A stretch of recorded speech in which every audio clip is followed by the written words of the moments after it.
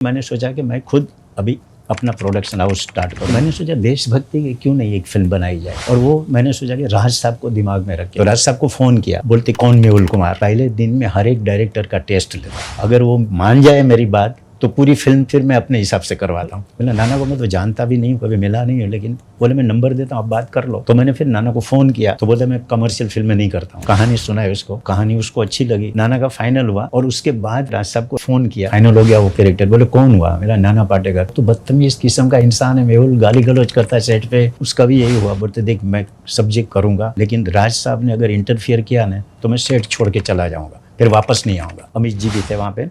तो उस टाइम पे मेरे को मिले और बोलते कि सर आपके पास कुछ गर्मा गर्म स्क्रिप्ट नहीं है? तो मैं बोला किसके लिए? तो बोले मेरे लिए और किसके लिए। लेकिन उसमें जो डबल मीनिंग के डायलॉग है ना, वो गुजराती ऑडियंस डाइजेस्ट नहीं करेगी। पहले फिल्म मेकिंग क्रिएशन था, अब इससे धंधा है।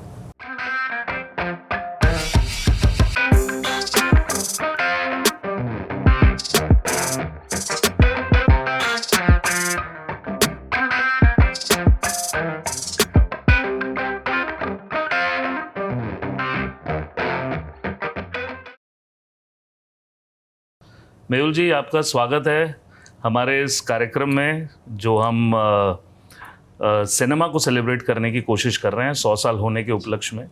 और सूत्रधार नाम से हमारा एक वो है जहाँ पे हम जितने हमारे वेटरन और जितने हमारे फेमस इंडस्ट्री की नींव रखने वाले और उनको बनाने वाले जो डायरेक्टर हैं उनसे हम बातचीत करेंगे।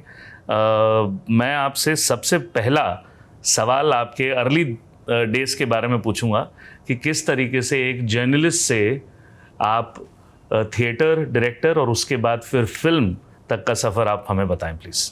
पहले नमस्कार कर देता हूँ आप लोगों को, सबको सूत्रधार। देखिए मतलब मैंने कॉलेज में स्कूल से मतलब लिखना, एक्टिंग करना, डायरेक्शन करना, तीनों चीज़ों में ध्यान दिया था। उसमें काफ़ी यूनिवर्सिटी लेवल पे भी मेरे को अवार्ड मिले थे। तो जामनगर मेरा नेटिव प्लेस था, वहाँ पे एजुकेशन किया।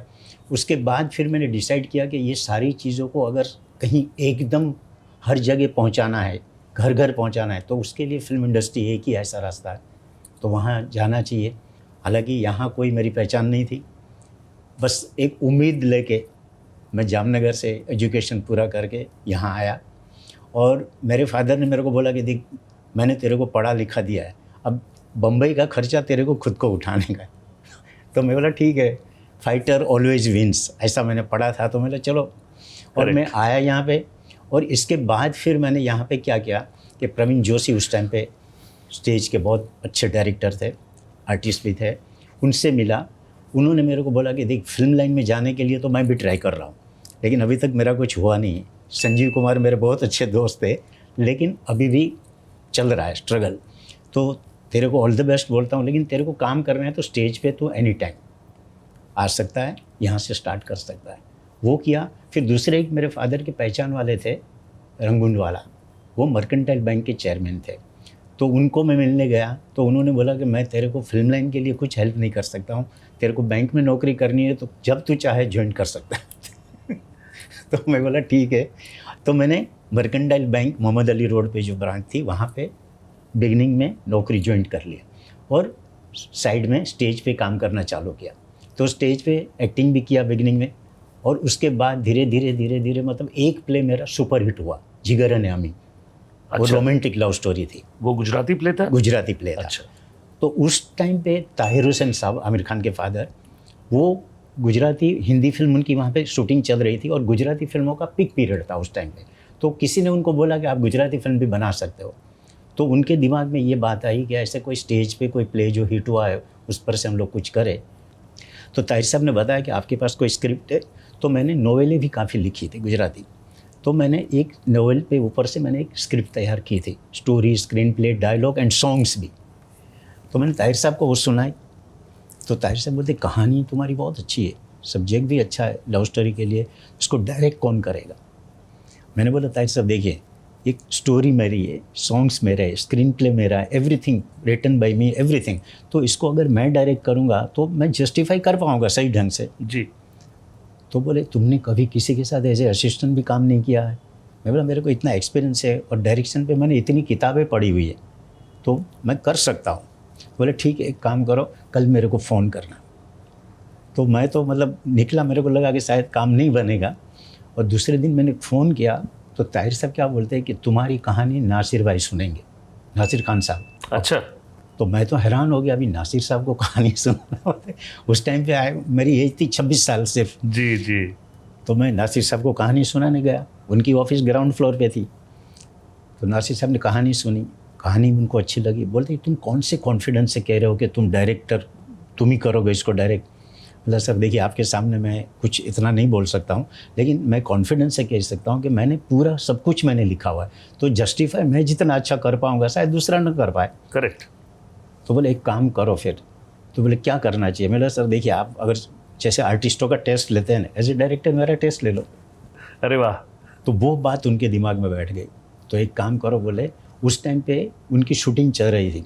बोले मेरी शूटिंग चल रही है फिल्मालिया स्टूडियो में, शाम को पैकअप हो जाएगा, 1-2 दिन के बाद वर्कआउट कर दे, मेरा 10-12 दिन का शेड्यूल है। बोले तुम आर्टिस्ट भी हम तुमको देंगे, इसमें से तुमको जो अच्छे सीन लगे 1-2 वो सिलेक्ट करो और शूटिंग करो बोलते, और कैमरामैन यूनिट सब हम देंगे। करेक्ट। तो मैं तो खुश हो गया, मैंने चलो अच्छी बात है। ताहिर साहब को उन्होंने बोला, फिर डिसाइड हुआ तो शूटिंग के लिए। तो मैंने उसमें से एक इमोशनल सीन, एक लाइट सीन, ऐसे सब करके पूरा वर्कआउट किया। फिर मैं सेट पे पहुंच गया, उधर देखा तो बहुत बड़ा ह्यूज सेट था उनका।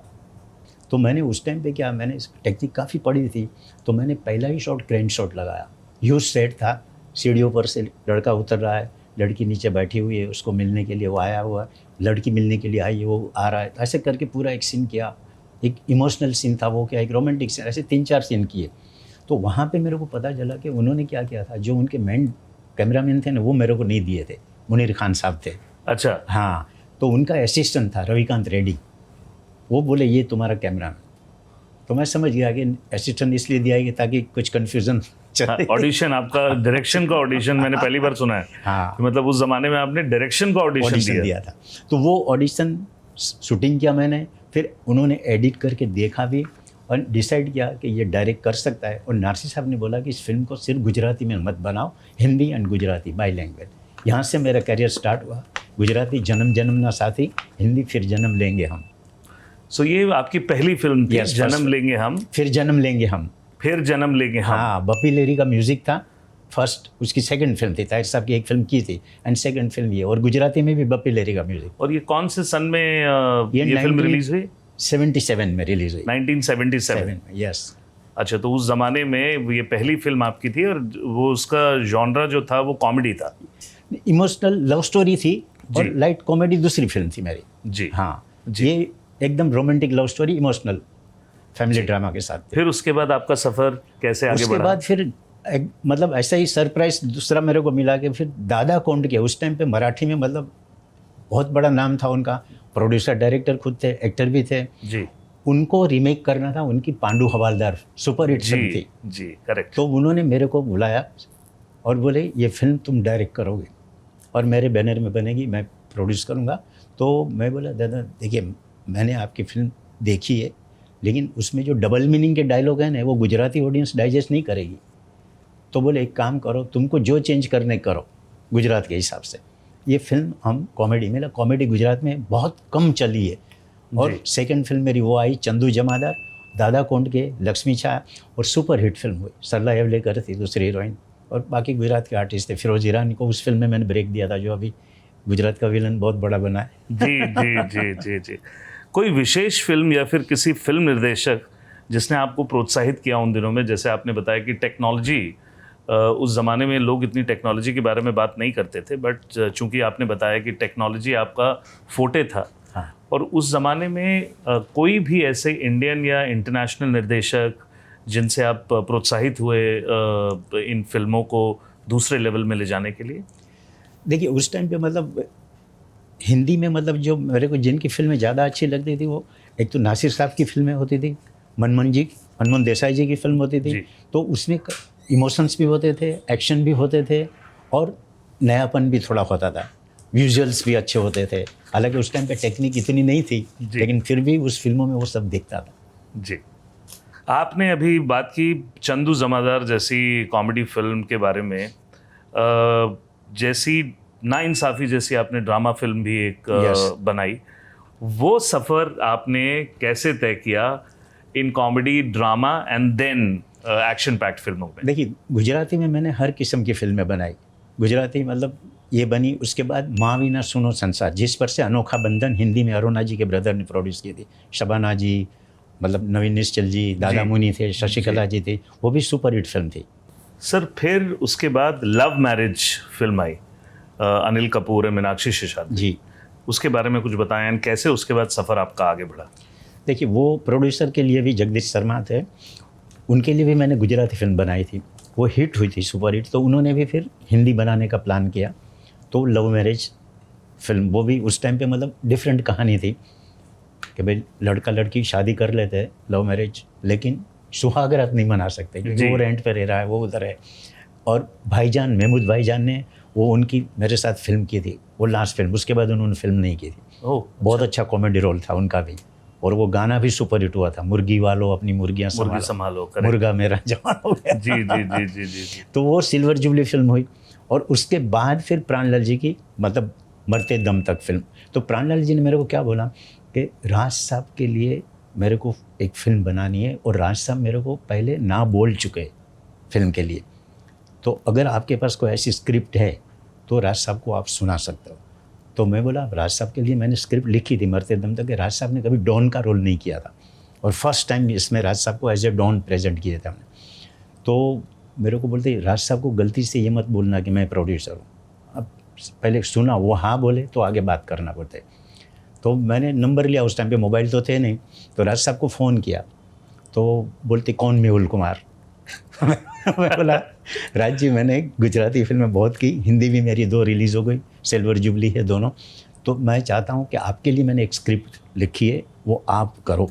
बोलते क्या टाइटल है? तो मैंने बोला मरते दम तक। अच्छा, मरते दम तक, टाइटल में तो दम है, कहानी, मैंने कहानी आप सुन लीजिए।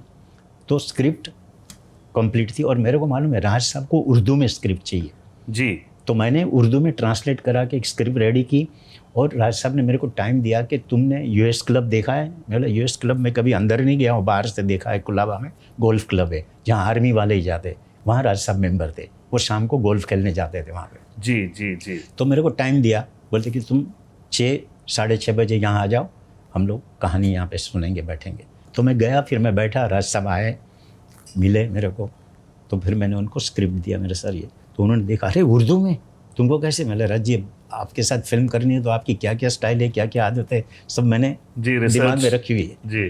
फिर उसके बाद वो पेज पलटते रहे, कुछ बोले नहीं, मैं भी परेशान था, पता नहीं क्या, और एंड में लास्ट के 4-5 पेज थे, वो थोड़े देखे, बोलते अच्छा क्लाइमैक्स भी डिटेल में लिखा हुआ है। मैंने सर डिटेल में पूरी स्क्रिप्ट है। बोलते मेरे पास तो जब स्क्रिप्ट आती है तो क्लाइमैक्स लिखा हुआ नहीं होता, उसमें लिखा हुआ था CLIMAX, नीचे अंडरलाइन होती है। तो मैं डायरेक्टर को पूछता हूँ कि क्लाइमैक्स? बोले नहीं सर, क्लाइमैक्स अभी सोचा नहीं है, वो बाद में सोचेंगे। अच्छा। मेरा सर मेरा तो क्लाइमैक्स फाइनल है, यही है। ठीक है बोले, आज बोलते संडे है, अगले संडे हम फिर से यहाँ मिलेंगे, मैं पूरी स्क्रिप्ट पढ़ूंगा और हाँ या ना का जवाब दे दूँगा। अच्छा। हाँ, फिर हाथ मिला मेरे से, चले। फिर मैं निकला बाहर से, फिर पब्लिक फ़ोन से प्राणलाल जी को फ़ोन किया, मैंने भाई स्क्रिप्ट तो लेके गए, अगले संडे हाँ या ना बोलेंगे। बोलते आपने कुछ बोला नहीं ना? बोला मैंने कुछ नहीं बोला है। तो उसके बाद फिर 8 दिन मैं बोला चलो अभी इसी टेंशन में कि क्या होगा क्या नहीं होगा। जी, मडालैंड का भी उनका एक किस्सा है। हाँ जी। तो वो पहले दिन शूटिंग का है हमारा, मरते दम की फर्स्ट डे शूटिंग थी, मड आइलैंड में थी। तो राज साहब को मैंने बोला राज जी आप, हम लोग 10:30-11 बजे आप आ जाना फर्स्ट शॉट। तो बोले नो प्रॉब्लम, मैं आ जाऊँगा, मैंने फर्स्ट डे शूटिंग का है। तो मतलब हम लोग 11 बजे मतलब एक टैक्सी आई और टैक्सी में से राज साहब निकले, तो हंगामा हो गया पूरे यूनिट में कि राज साहब टैक्सी में आए, राज साहब टैक्सी में आए। मेरे पास भी वो आ गया प्रोडक्शन वाला, अरे राज साहब तो टैक्सी में आए। तो मैंने ठीक है ना, अभी आए तो हंगामा मत करो, देखते।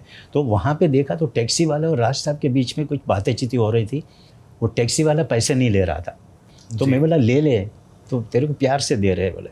तो बोले फिर ले लिया। फिर उसने बोला कि सर मैं लाइफ टाइम याद रखूँगा। और राज साहब को फिर मैंने बोला राज जी आप टैक्सी में? बोले भाई मेरी गाड़ी ख़राब हो गई, अगर आज नहीं आता तो तेरी शूटिंग का पहला दिन था और मार्केट में सब जगह न्यूज़ फैलते, पेपरों में आता कि राजकुमार पहले दिन मुहूर्त पे ही नहीं आया। जी। और उसके बाद फिर फर्स्ट शॉट था ना जो, उसमें शक्ति कपूर फरा को शक्ति कपूर फरा लेके आती है और राज साहब के पाँव में फेंक दिए। ये पहला शॉट था, राज साहब के पाँव के नीचे कैमरा रखा था, फिर टिल्ट अप होता है, राज साहब दिखते हैं। ये इंट्रोडक्शन था उनका। तो उनको वो तो बहुत अच्छा लगा। फिर मेरे को पूछे कि मेहुल मतलब ये पाँव के पास फेंकता है फिर ऊपर आता है ऐसे सब। तो मैं बोला Raj ji editing point of view से ये शॉट ले रहा हूँ मैं। इसके पहले जो था ना शॉट्स मैंने लिया है ना, वो फरा उसको राइट ऑफ द कैमरा खींचती है और यहाँ लेफ्ट ऑफ द कैमरा आपके पाँव में आके गिरता है। तो बेस्ट कटिंग है एडिटिंग के। ओहो चलो ठीक है ओके, एंड टेक किया, ओके हो गया शॉट, सब जगह हंगामा। उसके बाद मेरे को लंच टाइम पे उनका एहसान करके आदमी था जो संभालता था राज साहब के मेकअप में सब, वो बोले राज साहब आपको बुला रहे। तो मैं बोला क्या हो गया? तो बोले नहीं ऐसे ही। तो मैं गया तो मेरे को गले लगाया, बोलता है पहले दिन में हर एक डायरेक्टर का टेस्ट लेता हूँ, अगर वो मान जाए मेरी बात तो पूरी फिल्म फिर मैं अपने हिसाब से करवाता हूँ। अच्छा। अगर वो नहीं मानता है तो पूरी फिल्म में उसके हिसाब से करता हूँ। तो तुमने मेरे को कन्विंस कर दिया एडिटिंग पे। आई नो मतलब कि तुम सब जानते हो, अब ये फिल्म तुम जैसे चाहो वैसे बनेगी, कोई प्रॉब्लम नहीं। जी। उसके बाद फिर गाड़ी आगे बढ़ी और फिर उसके बाद फिर जंगबाज भी किया, फिर धर्म जी के साथ 3-4 फिल्में की, जीतू जी के साथ की, राज बब्बर जी के साथ की। और उसके बाद फिर मैंने सोचा कि मैं खुद अभी अपना प्रोडक्शन हाउस स्टार्ट करूँ। गुजराती में तो मेरा हाउस था ही, गुजराती में मेरी सुपरहिट फिल्में भी काफ़ी थी। तो मैंने पहली फिल्म स्टार्ट की मेरी होम प्रोडक्शन मीत मेरे मन के। तो मीत मेरे मन के में मैंने कहानी ऐसी थी कि खान साहब को, फिरोज़ खान साहब को लेने का सोचा था मैंने। तो मैंने उनके सेक्रेटरी से बात किया, तो उस टाइम पे सेक्रेटरी हुआ करते थे, कंपनियाँ थी नहीं। तो बोलते मेहुल जी वो बाहर के डायरेक्टर के साथ काम नहीं करते। करेक्ट। जब से प्रोड्यूसर डायरेक्टर बने वो नहीं कर रहे होते। मैं बोला एक बार कहानी सुने ना, कहानी सुन के ना बोल देंगे तो कोई बात नहीं, मेरे को कोई बुरा नहीं लगेगा। बोलते मैं बात करता हूँ। फिर उन्होंने बात किया तो बोलते कि सुन लेते हैं, कोई नो प्रॉब्लम। फिर उन्होंने उनके घर पे जू पे मेरे को बंगलों पे बुलाया, कहानी सुनाई, रोल उनको बहुत अच्छा लगा। तो मैंने बोला सर मैं आपको एक रिक्वेस्ट करूँ कहानी सुनाने के बाद कि आप मेरे सेट पे आपके अंदर के डायरेक्टर को जगाना नहीं। तो एकदम चुप हो गए, खड़े हुए, मेरे को लगता है अभी ना बोल देंगे, और मेरे को गले लगाया और आई लाइक योर नेचर, बोलता है you are director, I am your actor, तेरे मुताबिक ये फिल्म बनेगी और 6 महीने में कंप्लीट होगी, जो तेरा प्लान है वो। तो 6 महीने में कंप्लीट हुई 6 महीने में। तो फिर आपने अपना प्रोडक्शन हाउस शुरू किया। हाँ। और उसकी पहली फिल्म तिरंगा फिर मेरी दूसरी फिल्म होम प्रोडक्शन की। होम प्रोडक्शन जी। तो मैंने सोचा देशभक्ति की क्यों नहीं एक फिल्म बनाई जाए, और वो मैंने सोचा कि राज साहब को दिमाग में रख के, क्योंकि राज साहब के साथ 2 फिल्में मैं कर चुका था जी, जंगबाज और मरते दम तक। तो तिरंगा टाइटल भी रजिस्टर करवाया, और तिरंगा के ऊपर मैं बोला ऐसा कुछ देशभक्ति की फिल्म रखे जिसमें एक आर्मी ऑफिसर होवे, एक मिलिट्री का अपना पुलिस वाला भी होवे, ऐसे करके। तो राज साहब को मैंने कहानी सुनाई तो राज साहब तो ओके हो गए। अब सेकंड कैरेक्टर के लिए फिर ट्राई करता रहा मैं। पहले रजनी जी को सुनाया, रजनी जी को कहानी बहुत अच्छी लगी, बोले तुमने नाम भी मेरा रखा है शिवाजी राव जी, उनका ओरिजिनल नाम था, लेकिन बोलते मेरे को एक ही डर है बस, वो राज साहब बोलते, क्योंकि मैंने कभी किया नहीं और बिना मतलब का कुछ प्रॉब्लम हो गया तो बोलते मेहुल जी कभी दोबारा कर लेंगे, बोलते इस फिल्म में माफ़ कर दो बोलते। अच्छा। उसके बाद फिर मैंने नसीर भाई को सुनाई वो कहानी।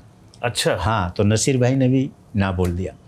उसके बाद फिर मैंने सोचा अब किसको लेंगे, तो हमारे जो उस टाइम पे पब्लिसिटी कर रहे थे स्टूडियो लिंक वाले, उन्होंने मेरे को बोला कि मेहुल भाई नाना को ले लो, उसकी एक पिक्चर रिलीज़ हुई है, उसके पास कोई फिल्म तो अभी है नहीं जी, और रोल में फिट है, वो कर लेगा। बोला नाना को मैं तो जानता भी नहीं हूँ, कभी मिला नहीं है, लेकिन बोले मैं नंबर देता हूँ, आप बात कर लो।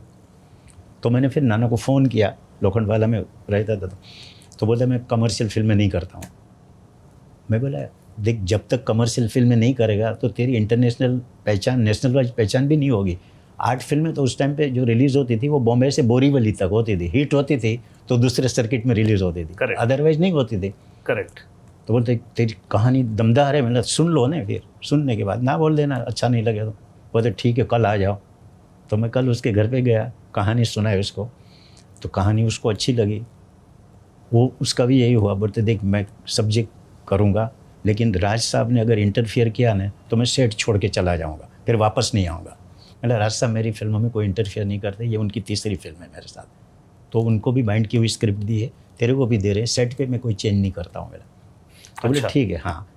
और उस टाइम पे फिर नाना का फाइनल हुआ, और उसके बाद फिर मैंने राज साहब को रात को फ़ोन किया कि मैं जी राज जी मैं फाइनल हो गया वो कैरेक्टर। बोले कौन हुआ? मेरा नाना पाटेकर। तो राज साहब एकदम बोलते अरे वो तो बदतमीज़ किस्म का इंसान है, मेहुल गाली गलौज करता है सेट पे, मारपीटाई भी कर लेता है। मतलब राज जी ऐसा कुछ नहीं होगा।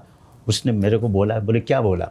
बोले राज साहब इंटरफियर करेंगे तो मैं सेट छोड़ के चला जाऊँगा, फिर वापस नहीं आऊँगा। बोले मैं कौन सा तुम्हारे मतलब दोनों अल्फा पर्सनालिटीज की, वो ये करेंगे और ये करेंगे, तो वो डिफरेंस था। हाँ, तो कुछ नहीं हुआ और बाद में पिक्चर स्टार्ट हुई और वो भी 6 महीने में कंप्लीट हुई और सुपर हिट भी हुई। फिल्म के दौरान ऐसा कुछ हुआ कि राज साहब और नाना पाटेकर के बीच में डिफरेंसेस आए और कैसे आपने उनको सॉल्व किया? सेट पे कोई प्रॉब्लम नहीं होता। और उसमें वो जो नाना और राज साहब का मतलब शूटिंग में कभी इतनी अच्छी दोस्ती नहीं हुई थी, लेकिन वो जो गाना किया ना मैंने, पीले पीले ओ मोरे पीले रात, पीले, हाँ, उसमें वो दोनों एकदम करीब आ गए और अच्छी दोस्ती हो गई थी। और नाना ने क्या उस टाइम पे गाने किए नहीं थे तो वो थोड़ा डरता था कि मैं बोले यार मैं डांस करूँगा पब्लिक को कैसा लगे। मेरा कुछ नहीं, तू आर्टिस्ट अच्छा है तो कुछ भी करेगा, सही जस्टिफाई करेगा तो 100% पब्लिक लाइक करेगी। और उसके बाद किया ही उसने। देखिए उसके बाद तो उनको आपने डांस करवाया क्रांतिवीर में करवाया, इतना क्रांतिवीर में भी गाना दिया था। जी जी।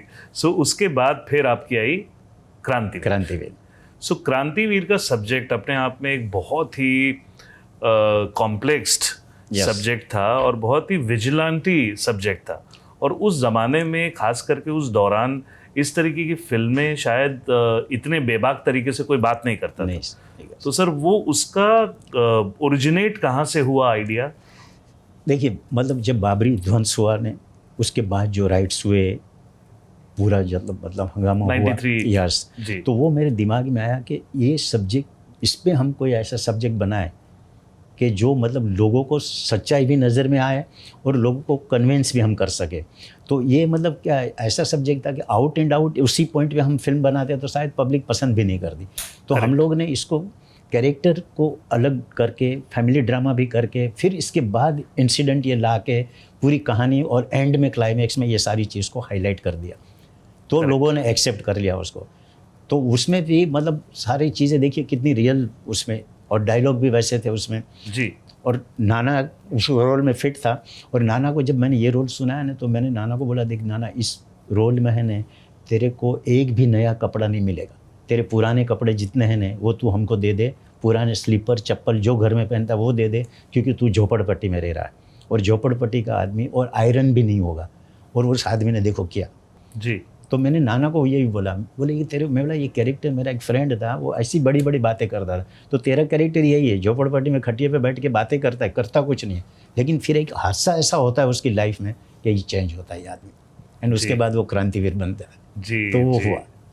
तो सर क्रांतिवीर में एक बहुत बड़ा एक जो आज की डेट में बहुत सिनेरियो, क्योंकि आज तो इतना टेक्नोलॉजी आगे बढ़ गई है और सारी चीज़ें, ये जो इतने बड़े बड़े मॉब्स के साथ, उससे पहले हमने कभी नहीं देखा था कि रियल मॉब के साथ आप मल्टी कैमरा सेटअप के साथ आप शूट कर रहे हैं। तो सर वो किस तरीके से आपने किया, उसके बारे में थोड़ा हमें बताइए। वो देखिए क्लाइमैक्स उसमें हालांकि वो सीन भी था जो हिंदू का खून, उसमें भी काफ़ी 300-400 जूनियर आर्टिस्ट थे, और उसके बाद क्लाइमैक्स में तो 1000 जूनियर आर्टिस्ट थे। फिल्म सिटी में हम लोग ने वो नाना अच्छा 1000? हाँ। तो नाना मेरे को बोला मेहुल देख उसकी तबीयत ठीक नहीं थी and he was in hospital at that time. अच्छा। हाँ, तो मैंने मिलने गया, मैं नानावट्टी में था, तो मैं बोला देख अगर तेरी तबीयत ठीक नहीं है तो हम लोग शूटिंग नहीं करते हैं। बोलते नहीं यार तेरे इतने जूनियर आर्टिस्ट बुलाए, सबके पैसे देने पड़ेंगे, एक काम करने, मैं एक ही शॉट में वो पूरा बोल दूँ डायलॉग तो मेरा बेस्ट है, मेरे को कोई प्रॉब्लम नहीं होगी, मैं कैमरे मंगवा लूँगा 3-4। तो उसने पूरा डायलॉग याद किया। आज मैं किसी को बोलूँ कि क्रांतिवीर का क्लाइमैक्स एक शॉट में लिया है नाना का, बाकी के डिफरेंट शॉट लिए थे, तो कोई मानेगा ही नहीं, लेकिन वो हुआ था। मतलब एक वो मास्टर शॉट जो था, हाँ, वो सिंगल टेक हाँ शॉट लिया वो। यस। तो मैं हमेशा यूनिट मेरा ही रखता था, क्योंकि पूरा यूनिट डायरेक्टर का होता है ना, तो काम अच्छा होता है, एक दूसरे की अंडरस्टैंडिंग होती है, उनको बताना नहीं पड़ता रोज रोज हाँ, कि भाई। तो मैं कभी भी कोई भी बार की डायरेक्ट पिक्चर करता था डायरेक्ट, तो प्रोड्यूसर को पहली शर्त यही रखता था कि देखो यूनिट पूरा मेरा रहेगा। तो मेरे को शूटिंग, और अमित जी ने भी जब उनका होम प्रोडक्शन था मृत्युदाता, तो अमित जी को भी मैंने ये बोला था, मैंने सर देखिए मेरी एक रिक्वेस्ट है कि यूनिट पूरा मेरा रहेगा। तो उन्होंने बोला मेरे को कोई प्रॉब्लम नहीं, काम आपको करना है, आपका यूनिट रहेगा, अच्छा काम होगा बोलते। और वैसे करके पूरी फिल्म मृत्युदाता भी हमने की थी पूरे यूनिट। तो उसके बाद फिर मतलब अमित जी के साथ हुआ कि रंगीला का म्यूज़िक लॉन्च था जी, और वहाँ पे मैं गया हुआ था, अमित जी भी थे वहाँ पे। तो उस टाइम पे मेरे को मिले और बोलते कि सर आपके पास कुछ गर्मा गर्म स्क्रिप्ट नहीं है? तो मैं बोला किसके लिए? तो बोले मेरे लिए। और किसके लिए? तो तभी वो फिल्में नहीं कर रहे थे। हाँ, हाँ, तो मैं बोला ठीक है मेरे पास। उनकी कंपनी उस हाँ, समय ABCL हाँ, आई थी, तो उसी कंपनी के अंडर में वो कोई फिल्म देख रहे थे। हाँ, तो मैंने बोला कि मेरे पास है स्क्रिप्ट। तो फिर बोले ठीक है आपसे बात करेंगे बाद में। तो मैंने बोला अभी पार्टी में ऐसी बातें होती रहती, मैं कोई सीरियस नहीं लेता। दूसरे दिन मेरे को शीतल जी का फ़ोन आ गया, बोलते वो सर ने आपसे कुछ बात की थी स्क्रिप्ट के लिए, आपके पास है? मैं बोला हाँ स्क्रिप्ट तो है। तो बोले आप सुनाने के लिए आ जाओ। मैंने आप टाइम ले लो, मेरे को बता देना।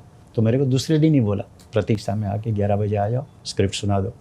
तो मैंने स्क्रिप्ट सुनाई, स्क्रिप्ट उनको अच्छी लगी पृथ्वी दादा की, और बोलते कि ये फिल्म में कर रहा हूँ।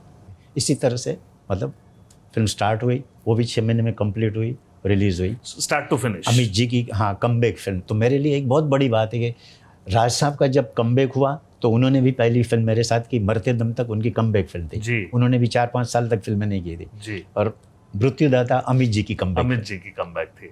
तो इतने बड़े 2 स्टार की कमबैक फिल्म मैंने डायरेक्ट की, स्टोरी मेरी थी। तो आई एम सो कभी आपने ऐसा सोचा नहीं, क्योंकि अमित जी के साथ भी आपने काफ़ी काम किया और आपने धर्म जी के साथ भी काफ़ी काम किया, बट कभी आपके दिमाग में कोई स्क्रिप्ट नहीं आई उस ज़माने में कि धर्म जी और अमित जी को लेके साथ में कोई एक और फिल्म की जाए? नहीं, धर्म जी के पीक पीरियड में मैंने 4 फिल्में उनके साथ की, लेकिन तभी धर्म जी के साथ की, उसके बाद अमित जी के साथ मैंने फिल्म की ना काफ़ी टाइम के बाद। तो उस समय आपका हाँ, उनके साथ नहीं था। कम्युनिकेशन नहीं हाँ, था, नहीं। क्योंकि वो काफ़ी क्योंकि अमित जी जानते तो आपको Yes, मन जी के टाइम से हाँ। थे, तो चूंकि अमित जी और धर्म जी की 3 ही फिल्में हैं हाँ। जो मेजर सुपरहिट्स रही Yes, हैं, yes. शोले, चुपके चुपके और राम बलराम। करेक्ट। उसके बाद कभी उन लोगों ने नहीं। साथ में काम नहीं किया। वो उस टाइम पे होता तो डेफिनेट करते हम लोग, जी वर्कआउट हो जाए। जी जी। मेरा एक और सवाल है कि आपने जैसे बताया कि आप हमेशा से बहुत ही वेल ऑर्गेनाइज्ड चीज़ें करते थे, चाहे वो प्री हो, चाहे वो शूटिंग हो, चाहे वो पोस्ट हो। सो आप हमेशा स्क्रीन प्ले के ऊपर स्टिक रहते थे या कुछ चेंजेस आप एक्टर्स के आने के बाद और उनके एटीट्यूड को देखने के बाद आप कुछ चेंजेस करते थे? नहीं, वो कभी चेंज मैंने नहीं किए। एक्चुअली हम लोग उस टाइम पे स्क्रिप्ट पे 1 महीना कंटिन्यू बैठते थे। अच्छा। हाँ, होटल में या कभी खंडाला भी चले जाते थे राइटर, डायलॉग जी। राइटर के साथ, और उसके बाद एक वर्जन बनने के बाद फिर सेकंड वर्जन फाइनल करते थे। तो कुछ भी करेक्शन है तो छोटा मोटा कुछ भी होता था तो हम लोग वहीं पे करते थे। सेट पे कभी कोई डिस्कस नहीं, कोई नहीं, discussion कुछ नहीं। एक ही बार सिर्फ क्रांतिवीर का मैं आपको बात बताऊं तो क्रांतिवीर में क्या हुआ था, फर्स्ट कॉपी के बाद मैंने देखी तो फर्स्ट कॉपी के बाद इंटरवल के बाद सीन वो स्टार्ट होता है, ये हिंदू का खून, ये मुसलमान का खून, जो सीन है ना। तो मैंने बोला अगर ये इंटरवल के बाद ही सीन आता है तो बहुत से लोग इंटरवल में लेट आके बैठते, इंटरवल में बाहर जाते सिगरेट वाले। करेक्ट। तो मैंने बोला ये सीन का मज़ा ख़त्म हो जाएगा अगर चला गया तो एक सीन ऐड किया, आपने शायद क्रांतिवीर देखी हो, तो उसमें वो ठेले वाला आता है और 4-5 गुंडे उसको बोलते हैं कौन है तू, हिंदू या मुसलमान। तो वो वहाँ पे वो मराठी के बहुत अच्छे आर्टिस्ट है स्टेज के, उनको मैंने वो रोल के लिए बुलाया और फिल्म सिटी में हम लोगों ने नाइट में शूटिंग की। वो 2-3 घंटे का ही, 4 शॉट्स 5 शॉट्स थे जी। और वो बाद में मैंने ऐड किया। तो नाना ने जब ट्रायल देखा तो नाना हैरान हो गया। मैं बोला ये सीन कब ऐड किया? मैं बोला ये सीन फर्स्ट कॉपी के बाद ऐड किया, क्योंकि मैंने बोला वो सीन आता तो पब्लिक आधी कहीं नहीं आई होती थिएटर में तो बेस्ट सीन खत्म हो जाता। हाँ, वो लॉजिक हाँ, कनेक्ट नहीं करते। तो वो सीन भी इतना अच्छा हो गया कि लोग वो सीन को भी, नाना बोले ये भी बेस्ट सीन हो गया, बोलते तू हिंदू है कि मुसलमान, पूछते हैं ना उसको, तो वो बोलते तुम हिंदू हो तो मुसलमान समझ के मार डालो, मुसलमान हो तो हिंदू समझ के मार डालो, और उसको कोई मारता नहीं है, वो चला जाता है ठेला लेके। करेक्ट। मेहुल जी, सबसे बड़ा डिफरेंस आज हम, क्योंकि 100 साल कंप्लीट करने के बाद हमारा जो स्तर है फिल्मों का, वो दिन पर दिन गिरता चला जा रहा है। हमें इसमें कोई छुपी हुई बात नहीं है। आपको क्या लगता है कि कहाँ पे ये पूरी परेशानियाँ शुरू हुई और किस तरीके से आज का सिनारियो आप देखते हैं फिल्म इंडस्ट्री का? देखिए मतलब क्या हो गया कि जब से कंपनियां आई तो हमारे इंडस्ट्री को क्या किया उन्होंने, एक धंधा बना दिया, क्रिएशन साइड में हो गया। पहले क्या होता था, राइटर, डायरेक्टर, प्रोड्यूसर, ये लोग तीनों मिलके ही कहानी बनाते थे, फिल्म बनाते थे। राइटर की वैल्यू थी, म्यूज़िक डायरेक्टर की वैल्यू थी, और राइटर स्क्रिप्ट लिखता था तो उसके साथ डायरेक्टर खुद बैठता था, उसके बाद मतलब पूरी स्क्रिप्ट फाइनल होने के बाद प्रोड्यूसर, फिर कास्टिंग होती थी। और कास्टिंग भी उस टाइम पे इजी थी, ऐसा नहीं था। तो उस टाइम पे मतलब इन्वॉल्वमेंट ज़्यादा था, क्रिएशन ज़्यादा था। करेक्ट। कहानी पे भी इतना ध्यान दिया जाता था। म्यूज़िक डायरेक्टर के साथ मैंने, जैसे आनंद बख्शी साहब है, जितने भी हसरत जयपुरी, मैंने सबके साथ काम किया है। वो लोग पूरी कहानी का आइडिया भी सुनते थे गाने लिखने के लिए, तो वो गानों में कहानी नज़र आती थी। जी जी। आज गानों का कहानी के साथ कोई लेना देना नहीं। बहरहाल हम बात कर रहे थे आज के सिनेरियो को किस तरीके से आप देखते हैं। कास्टिंग के बारे में आप बात कर रहे थे कि किस तरीके से पहले कास्टिंग आसान थी और फिर आज आपको, मतलब as a veteran director, I mean how do you see this industry growing? मतलब देखिए, आज मतलब एक्चुअली तो अपनी इंडस्ट्री का ग्रोथ होना चाहिए, और देखा जाए तो आज इंडस्ट्री डाउन हो रही है ना। आज फिल्में भी देखिए इतनी चल नहीं रही है, करोड़ों के बजट होते हैं, उसके बाद रिकवरी कुछ नहीं होती। मेरा अपना भी खुद का मल्टीप्लेक्स है, मैं देखता हूँ कभी कभी film Friday Saturday Sunday, Monday को डिसकंटिन्यू, यह हालत है। तो मेन प्रॉब्लम क्या है मालूम, कि समथिंग डिफरेंट, ये लोग यही बोलते हैं सर समथिंग डिफरेंट। अरे क्या डिफरेंट? हमारी ऑडियंस तो वही है, देखने वाले वही है, हमारे कल्चर वही है, हमारे संस्कार वही है, हमारे त्यौहार भी वही है। आज फिल्मों में से देखिए, माँ बाप के कैरेक्टर गुल हो गए कहानी में, कहीं एक आध कहानी ऐसी आएगी जिसमें फैमिली का कुछ प्रॉब्लम होगा, अदरवाइज विजुअल्स पे जाते हैं। अब विजुअल्स पे पब्लिक इतनी मतलब फिल्म नहीं देख सकती। कहानी के साथ सही विजुअल है तो पब्लिक लाइक करेगी, लेकिन सिर्फ विजुअल पे फिल्म बनाओगे तो पब्लिक कोई डाइजेस्ट नहीं कर सकती। तो मेन प्रॉब्लम ये हो गया है, और कल्चर हमारा साइडवेज कर दिया अभी। पहले देखिए, तो आज भी देखिए, मेरा आंसू बन अंगारे में गणपति का गाना था, मरते दम तक में था, वो आज भी हर गणपति पे वो गाने बजते। नवरात्रि का गाना, नाना का और डिम्पल का, वो जय अम्बे जगदम्बे माँ। तो ये सारी चीज़ें आज फिल्मों में से गुल हो गई है। रक्षाबंधन का मेरा गाना था तिरंगा में, इसे समझो ना राखी का तार भैया, तो वो संतोष आनंद ने लिखे थे गाने भी। हाँ, तो आजकल तो आप देखेंगे ही नहीं इस तरीके के गाने। तो ये सब चीज़ें इसलिए क्या है, फैमिली ऑडियंस पिक्चर पसंद नहीं करती। तो मैं आपसे जानना चाहूँगा, जो इंडिविजुअल प्रोड्यूसर, क्योंकि कहीं ना कहीं उस ज़माने में होता क्या था कि लोग ना आपके थॉट के ऊपर पैसा लगाते थे। यस। आज पैसे के ऊपर थॉट आता है। वो पैसा और वो जो पूरा स्ट्रक्चर है, मतलब आपको आज देखिए ना, आप एक ज़माने में जब आप नेशनल फिल्म बनाते थे, आज नेशनलिस्टिक फिल्म कितनी बन रही हैं? नहीं, हमारे यहाँ पे तो, और नोबडी सेलिब्रेट्स ऑल्सो। मतलब मैं तो वही मेरा वो था कि भाई ये क्रिएटिव आगे बढ़ेगा कैसे, वो आपसे ज़रा जानना चाहेंगे कि इसका किस तरीके से हम रिफॉर्म कर सकते हैं। हालांकि करना तो धीरे धीरे जैसे चेंज होगा वैसे वैसे, देखिए वक्त जब आता है तो अपने आप चेंज होता है, अपने आप चेंज होता है। क्योंकि आज देखिए, मतलब एक आप बोल रहे हो सही, एक सिंगल प्रोड्यूसर तो है ही नहीं जी। एक फिल्म में 4 प्रोड्यूसर होते हैं जी, फिर रिलीज करने वाली कंपनी कोई अलग होती है जी, तो मतलब फाइनेंसर अलग होता है। हाँ, और सोलो फाइनेंसर तो अभी मतलब कोई फिल्म कर ही नहीं सकता। 100 करोड़ 200 करोड़ में एक अकेला आदमी तो कोई निकालेगा नहीं करेगा। तो इसलिए 4-5 लोग मिलके थोड़ा बहुत पैसा निकाल के करते हैं, ऐसा है। करेक्ट, मतलब वेंचर ज़्यादा बन गया। और आर्टिस्ट, जितने भी बड़े आर्टिस्ट हैं उनके सबके प्रोडक्शन खुद के हैं, तो वो होम प्रोडक्शन उनके आ जाते हैं।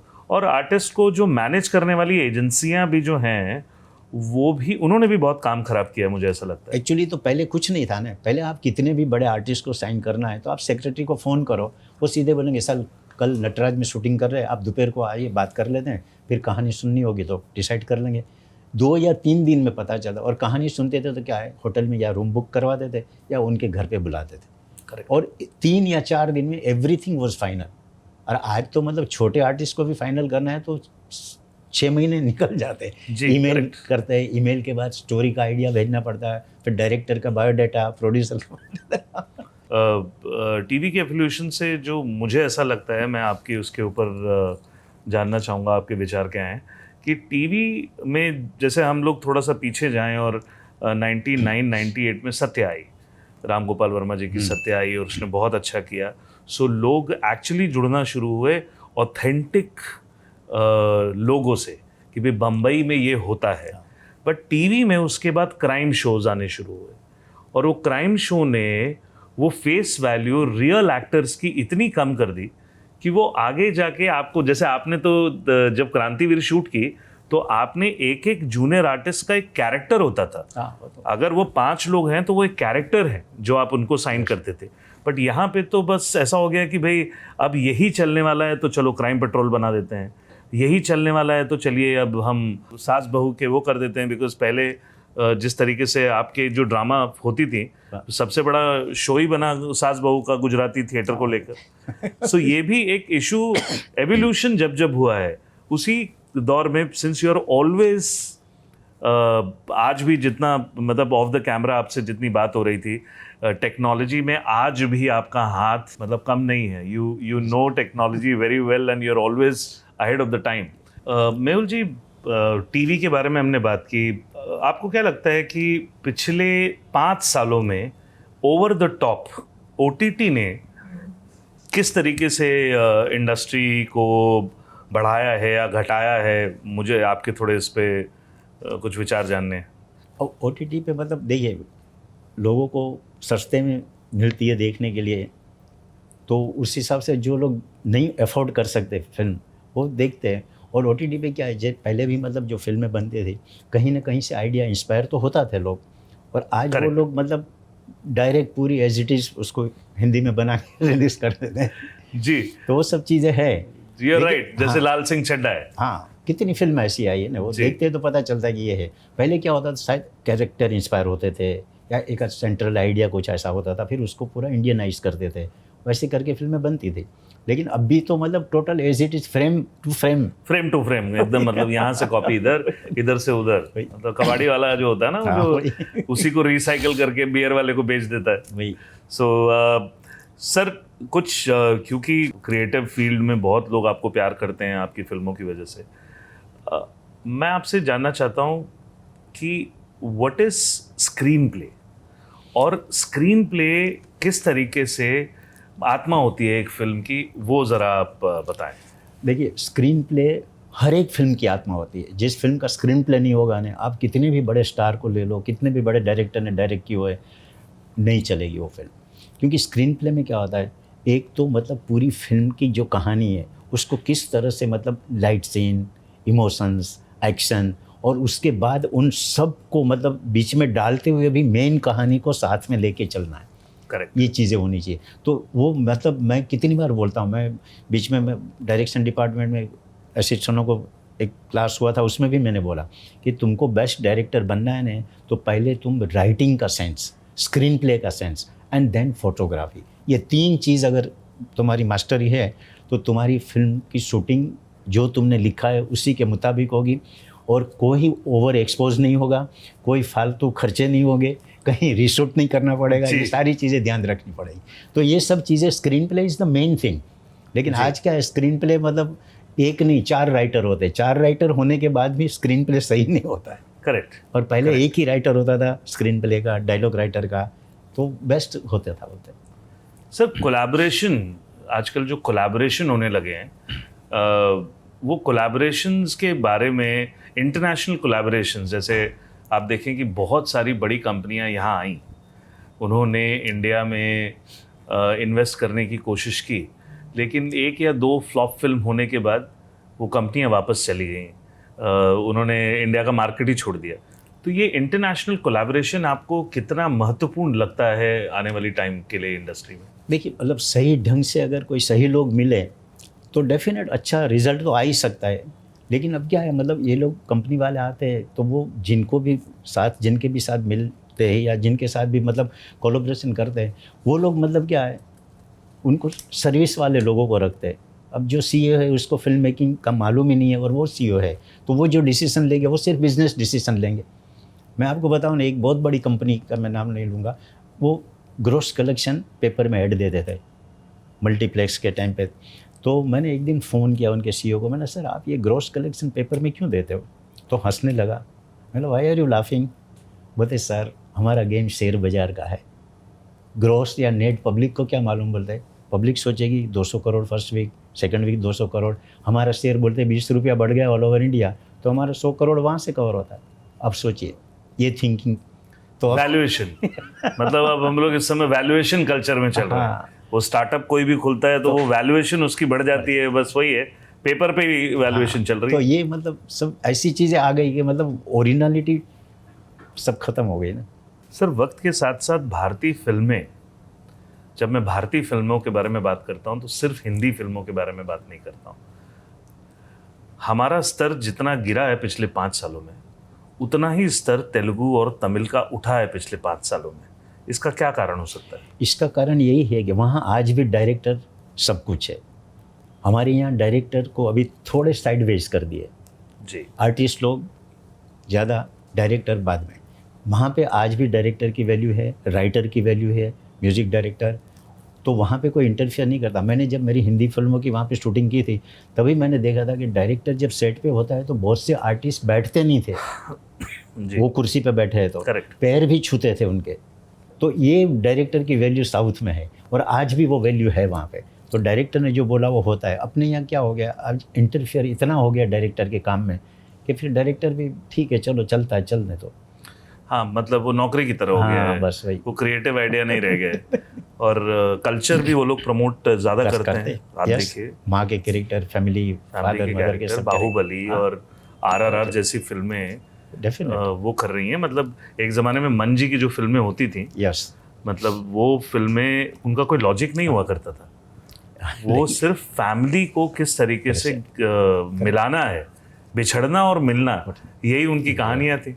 आप देखिए बाहुबली की कहानी ही यही है, माँ से बिछड़ना और माँ से मिलना। हाँ, और आज के हिसाब से प्रेजेंट किया है उन्होंने जी, टेक्निक जी। के हिसाब से सब विजुअल्स सब। जी।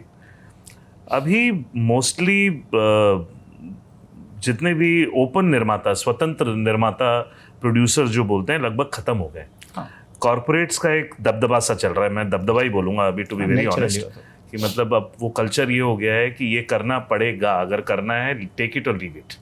सो ये जो कॉर्पोरेट का जो पूरा स्ट्रक्चर है, डू यू थिंक कि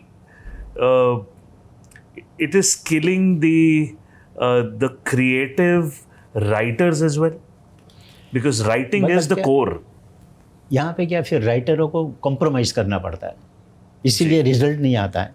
तो उनको भी ये सोचना चाहिए कि अगर एक राइटर को आपने साइन किया है तो उसकी कहानी परफेक्ट वे में उसी हिसाब से बनानी चाहिए जो उसने लिखी है। या तो वो कन्विंस करे, या आपको कुछ प्रॉब्लम है तो उसके साथ डिस्कस करो। पहले जैसे प्रोड्यूसर राइटर के साथ डिस्कस करते थे, डायरेक्टर करते थे, नहीं यार ये सीन में कोई ज़रूरत नहीं, इसको निकाल डालो, तो ऐसा हो सकता था। लेकिन अभी क्या है, अभी मेन बोला जाए ना तो एक लाइन में बोलो तो ये है कि पहले फिल्म मेकिंग क्रिएशन था, अभी सिर्फ धंधा है। पहले राइटर भी क्रिएशन, म्यूज़िक डायरेक्टर भी क्रिएशन के लिए आए थे। अब मैं आपको किस्सा सुनाऊं, हम जब तिरंगा फिल्म फाइनल हुई, लक्ष्मी जी का म्यूज़िक था, तो मेरे को लक्ष्मी जी बोले मेहुल जी इसमें है ना संतोष आनंद से गाने लिखवाओ। अच्छा। क्योंकि वो मनोज कुमार जी के साथ उन्होंने गाने इतने लिखे देशभक्ति के, उसके बाद उन्होंने गाने लिखना बंद कर दिए। तो मैंने बोला कि भाई मैंने तो कभी उनके साथ काम किया नहीं है, तो बोले मैं आपको नंबर देता हूँ, यूपी में लखनऊ में रहते हैं और उस टाइम पे मोबाइल थे नहीं। तो मैंने उनको फ़ोन किया संतोष जी को, तो बोलते भाई मैंने गाना लिखना बंद कर दिया है। बोलते तुमको हमारी याद कैसे आई? बोला मेरी पिक्चर ऐसी है कि जिसमें आपको गाने लिखने चाहिए। अच्छा। और लक्ष्मी जी ने बोला कि आपसे ही लिखवाने चाहिए। बोलते क्या टाइटल है तुम्हारी फिल्म का? बोला तिरंगा। अच्छा तिरंगा, फिर तो मैं लिखूँगा। बोलते एक काम करो, बोलते मैं मेरा एड्रेस आपको देता हूँ, मेरी एयर टिकट भेज दो, 8 दिन के बाद की रिटर्न, और सीसाइड होटल में मेरा रूम बुक करवा। बोलते मैं वहाँ ठहरूँगा और 8 दिन में सारे गाने लिख के चला जाऊँगा। अच्छा। और सोचिए मैंने फिर लक्ष्मी जी को रात को फ़ोन किया, बोले वो आ रहे हैं? बोले वो फिर दिल से लिखेंगे। अब वो सोचिए वो आदमी ने आके पूरी कहानी सीन वाइज सुनी होटल में, उसके बाद गाने की सिचुएशन, और उसके बाद वो गाने लिखे। मैंने उनको इतना ही बोला था, मेरा टाइटल सॉन्ग ऐसा होना चाहिए कि जब तक हमारा देश रहे ये गाना बजना चाहिए। और आज भी मेरी आन तिरंगा है, मेरी शान तिरंगा है, मेरी जान तिरंगा है, वो आज भी बजता है हर जगह। और उसके बाद एक गाना राज साहब का था जो नाना का, पीले पीले। तो मैंने बोला संतोष जी राज साहब का पेट वर्ड है जानी, जो आज तक कोई गाने में नहीं आया है। जी करेक्ट। तो एक गाना ये ऐसा है जिसमें जानी वर्ड आ जाए, ऐसा कुछ लिखो। तो बोलते ईजी आ जाएगा मेहुल। बोलते पार्टी सॉन्ग है और आर्मी में पार्टी है, उसका बर्थडे है, तो बर्थडे में दारू तो होगा ही होगा। एक बोलेगा पीले पीले वो मोरे राजा, दूसरा बोलेगा पीले पीले वो मोरे जान। अब ऐसे राइटर होते हैं, सोचिए। और उन्होंने वो गाने लिखे, और उन्होंने बाद में उनका इंटरव्यू अभी मैंने देखा TV 18 पे या किसी पे था, तो उन्होंने बोला भी ये वर्ड कि मेरी लास्ट फिल्म तिरंगा। उसके बाद फिर मैंने डिसाइड कर लिया कि अब इसके बाद मैं कोई फिल्म नहीं लिखूंगा। और वहाँ वो पूरा मुखड़ा बोले, मेरी आन तिरंगा है, मेरी शान है। और वो गाने लिखे, प्राइस की बात भी नहीं कि मैं ये लूँगा वो लूँगा, वो ये राइटर होते थे। बाद में जो मैंने उनको जो बोला वो दिया उनको, लेकिन वो बोले नहीं फिर भी तुमको जो अच्छा लगे दे दो। बोले ये दिल से मैंने गाने लिखे। और उसमें राखी का गाना भी हिट, हर एक गाने देखो आप, रोमांटिक गाने भी इतने अच्छे लगे। तो वो राइटर ऐसे थे, उनका नाम पे मतलब लोग पिक्चर भी देखते थे कि हसरत जयपुरी ने लिखा है, इन्होंने लिखा है सब। तो सर उसके मुताबिक थोड़े से कुछ अनकहे किस्से आप हमें बताएं राज जी के बारे में, बिकॉज राज जी के बारे में बहुत कम लोग जानते हैं उनके बारे में। तो कुछ किस्से उनके हमें बताएं जो थोड़ा हमको इंस्पायर करें। बस राज जी का देखिए, मतलब राज जी का नेचर क्या था कि उनको फ्रेंकली आप सब चीज़ बता दो ना, तो फिर सेट पे कभी कोई टेंशन नहीं होती थी। और दूसरा उनका एक किस्सा मेरे को हमेशा लाइफ टाइम में याद रहेगा, वो ये है कि हम लोग जब मरते दम थी की शूटिंग करते, जहाँ राज साहब का मतलब एक्चुअली डेथ नहीं होती, लेकिन वो नाटक करते कि उनको गोली लगी एंड इज डेड। तो खंडाला में हम लोग शूटिंग कर रहे थे, फरियाज होटल उनका घर बताया था, बंगलो पूरा। एक्सटीरियर में उनकी शमशान यात्रा, काफ़ी उस टाइम पे भी मोर देन 500 जूनियर आर्टिस्ट वहाँ बुलाए थे जी। और राज साहब को सुलाया था। तो राज साहब टेम्पो में ऊपर मतलब सजा के सुलाए उनको, फिर गए। तो मेरे खड़ा था नीचे, मेरे को बोलते मेहुल ऊपर आओ। तो मैं गया, मैं बोला पता नहीं अब क्या डायलॉग सुना रहे, क्या प्रॉब्लम है। बोला क्या हुआ राज जी।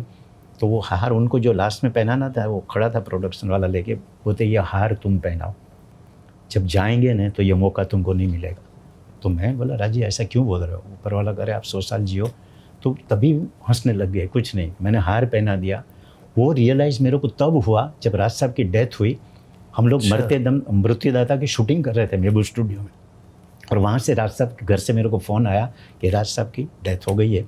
तो मैंने पूछा कि अंतिम यात्रा, बोले नहीं सब कुछ हो गया है, उन्होंने सिर्फ थोड़े बहुत लोगों के नाम दिए थे, इनको घर पे बुलाना बाद में, तो आपको अभी नाम था। तो मैंने अमित जी को बोला, तभी अमित जी भी थे सेट पे, डिम्पल जी भी थे। सर ऐसा ऐसा हुआ है, मेरे को जाना पड़ेगा।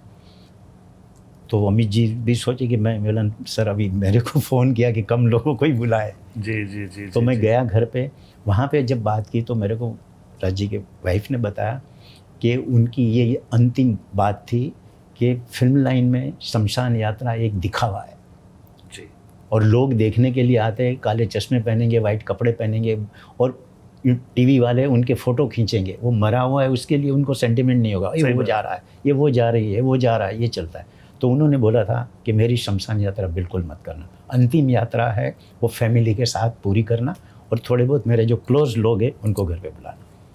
तो मेरे को वो सीन याद आया जब जो बोले थे राज साहब कि ये मौका तुमको जाएंगे तो नहीं मिलेगा। सही बात, मैंने वाइफ को बोला, वो एकदम इमोशनल हो गए। मेरे को शूटिंग में मेरे को बोले थे ये। तो आपके साथ उनका इतना बहुत अच्छा इमोशनल, उनका आपके साथ एक बहुत अच्छा दोस्ताना रिश्ता रहा। उस दौरान अमिताभ बच्चन जी का भी जो टाइम था, मतलब हम टाइम के बारे में बात करते हैं तो शायद आपने बोला कि जैसे कि उनकी कमबैक फिल्म थी।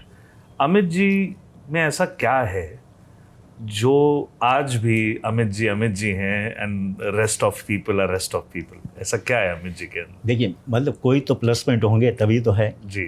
उनके साथ वाले भी आज कोई नहीं है जी। उनके बाद जो आए वो लोग भी घर पे बैठे हुए, कितने ऐसे आर्टिस्ट हैं। जी।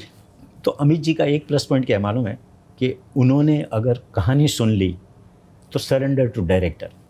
सेट पे कभी उनका कोई इंटरफेयर नहीं होता, कॉस्ट्यूम में कोई उनका इंटरफेयर नहीं, जो आपने बोला वो।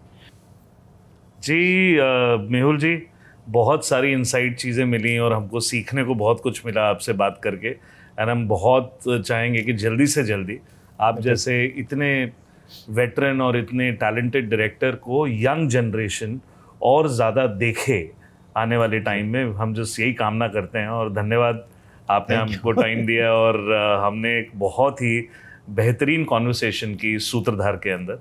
आपका बहुत बहुत धन्यवाद। Thank you.